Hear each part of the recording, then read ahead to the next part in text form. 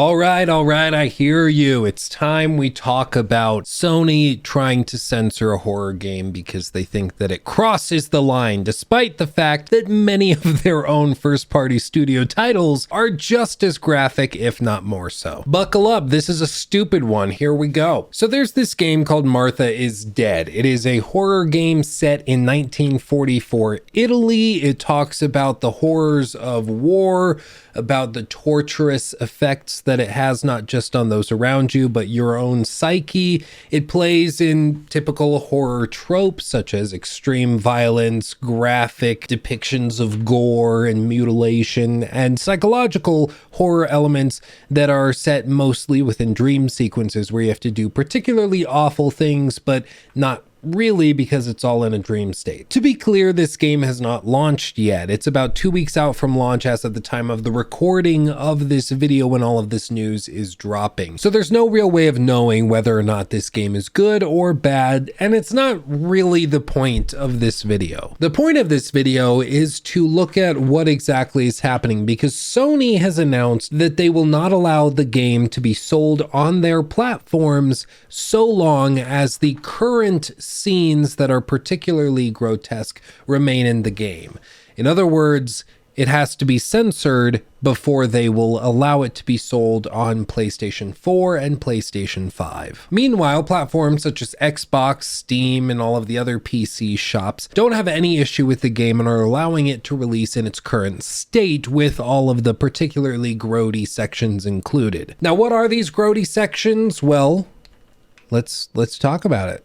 Let's check it out. Now, I've seen some Sony ponies do like all sorts of trigger warnings and like be warned of this particularly horrible thing to set it up as significantly worse than what we're used to seeing in video games. But that is just not the case. And these same Sony ponies are showing unedited clips without trigger warnings from games like The Last of Us Part 2, which have some intense gore included as well. So what is so horrible in Martha is Dead that Sony won't allow it to be sold? Well, there is a dream sequence where the player character participates in a QuickTime event where they use a razor blade to cut around the face of a female corpse that's laying there, and then you pull the face up and wear it as a mask. Now, of course, the game hasn't launched yet, so I can't play this sequence myself, and I don't know everything that goes on within it. But from the outset, like, this really isn't that bad. I mean, if you've ever played a Mortal Kombat title, if you played through The Last of Us Part 2, or even an older game like freaking Outlast, the Whistleblower DLC, where you get strapped to that table butt-ass naked as a saw blade comes at you, these types of things are not novel. They're not particularly new. In Outlast 2, they have you walk on a pile of baby bodies. Like, it's just straight up grotesque and horrible. But PlayStation had no issue selling those games. For some reason, they have an issue here. Maybe it's that it's more involved. Maybe it's that the camera's up close and personal, which makes it feel worse, but it still seems really strange that they picked this game to have an issue with instead of, you know, their own games, such as The Last of Us Part 2, where you do horrific things as well. Now, of course, Sony has the right to censor or require censorship of whatever games that they want before they sell it on their platform. Nobody's questioning whether or not there is a legal restriction here. No, absolutely, they have the right to request whatever limitations they want. If they announce tomorrow that they don't want to release games or sell games that feature horses and dogs, then they could set that requirement and they just won't sell those games. Whatever they want to do is their right. What people are saying, though, is that this is just really dumb, and it betrays a weird double standard where Sony is totally fine with some horror games doing this, or their own first-party games doing grotesque, gore-filled things. But when it comes to these small indie developers, they have to jump through extra hoops in order to be released on their platforms. It's just stupid. Now, while the indie developer is going to have to go in and actually cut out these scenes from the game, so if you're playing on PS5, you'll actually have to like hit a point in the game, a screen will pop up saying this section has been censored on PlayStation. You'll have to hit X and then continue on skipping past that section.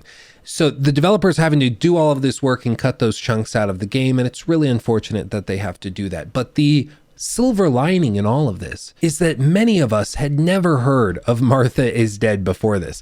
None of us had like really been aware of this game. I think I had seen it in a couple of chat rooms and over on our Discord server. Some people had mentioned it because it looked interesting. And we have a lot of history buffs over in the Discord. So the idea that we were getting this 1944 set game with all sorts of World War II similes and things being brought up around it, it was intriguing, but I had never really seriously looked at it until this happened. And now I just want to buy the game to support the developers, to say, screw you, Sony, for trying to censor this stuff. Listen, at the end of the day, I believe that video games are the next evolution of art and narrative storytelling at their core. This is one of the great things about gaming, is that they allow you to tell stories in a more interactive and significantly impactful way than you could in any other medium, whether it's a novel, TV show, a film, a play, a musical, whatever, you name it. Video games can do it in a more intense and impactful way because you're the one engaging with the content instead of just having it presented to you.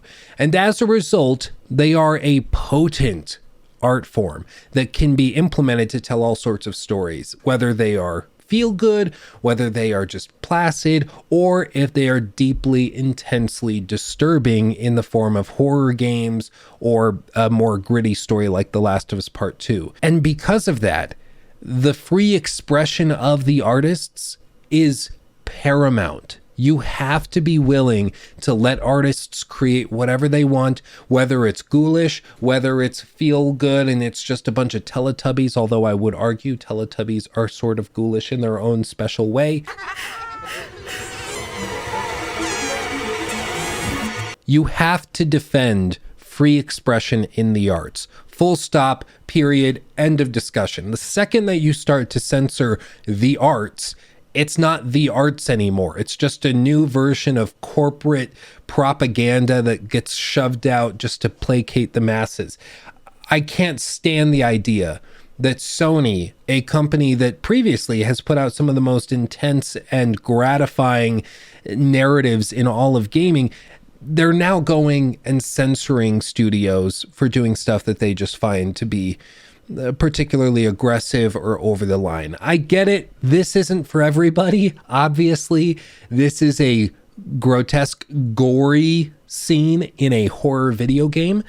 But that's the great thing about the free market, is that you don't have to buy this game. You don't have to play it, believe it or not. And if this seems really disturbing to you, great.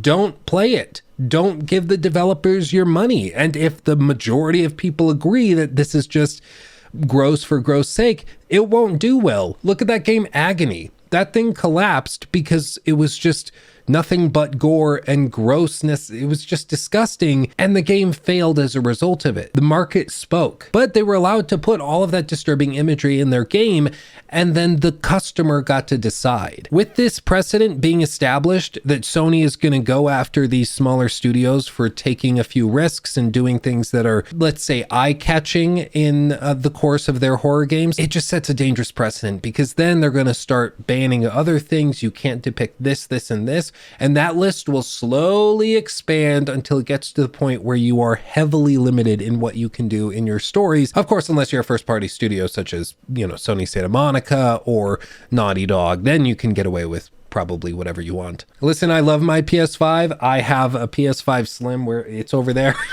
Forgot where I put it. I just rearranged everything, okay? And I have a PS5 disc version upstairs in the living room for my wife to use so we can play games together.